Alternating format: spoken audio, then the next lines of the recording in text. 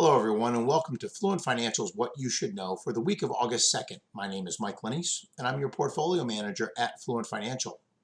Stocks posted moderate losses on light volume this past Friday, even as Amazon dropped the most in more than a year after reporting its first quarterly revenue miss in 3 years and providing disappointing guidance. The Federal Reserve Chairman Jerome Powell calmed markets on Wednesday when he noted that while the economy has come a long way since the COVID recession, the Fed would be in no hurry to adjust its easy money policies. GDP expanded at an annual rate of 6.5% in the second quarter, falling short of its 8.5% estimate due to an unexpected $1.66 billion drop in inventories. To put that in perspective, over the last 20 years, GDP has averaged 2.1%. Growth is expected to remain strong, fueled by job gains, pent-up savings, and continued fiscal support. However, stickier inflation, the Delta variant, supply chain disruptions, and a shortage in available workers all have the potential to put the brakes on this recovery. The major averages wrapped up a solid month, even as concerns of an economic recovery and a spreading COVID Delta variant were overhanging. The S&P rose 2.3% in July for its sixth straight positive month, while the Dow and the Nasdaq added 1.3 and 1.2% respectively. The benchmark 10-year Treasury fell about 6 basis points on the week to 1.23%.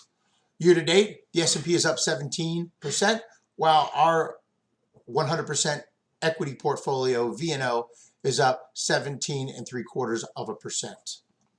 For the week ahead, we will be focused on the July non-farm payrolls that will be coming out on Friday.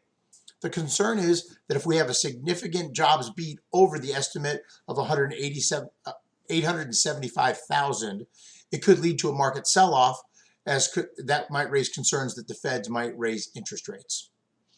Right now, we are still in the middle of earnings seasons. We have 269 of the S&P 500 companies reporting. That's a little over 71%. Of these reported companies, 87% of the companies have beaten their earnings per share estimates and 82% have beaten on revenue estimates, as many companies have now recovered to the pre-2019 COVID levels. And that is fueling record high prices, as you're seeing in the markets. For companies that we are invested in, this week earnings we will see Amgen, ConocoPhillips, Phillips 66, and Norwegian Cruise Lines all reporting. For an options update, we have 3 weeks left before the August 20th options expiration. Our stock income portfolio has generated 1.18% in covered call income by selling 55% of the available calls. And 30% of these calls are currently in the money.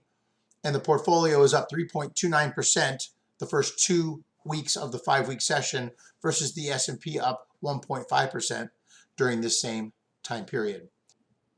The Advantage portfolio also generates covered call income, and it has generated 0.87% in revenue from selling 50% of the possible calls, with 45% of the portfolio in the money. The Advantage portfolio is up 2.13% these first 2 weeks, again versus the S&P up 1.5%. Please feel free to leave comments below or questions.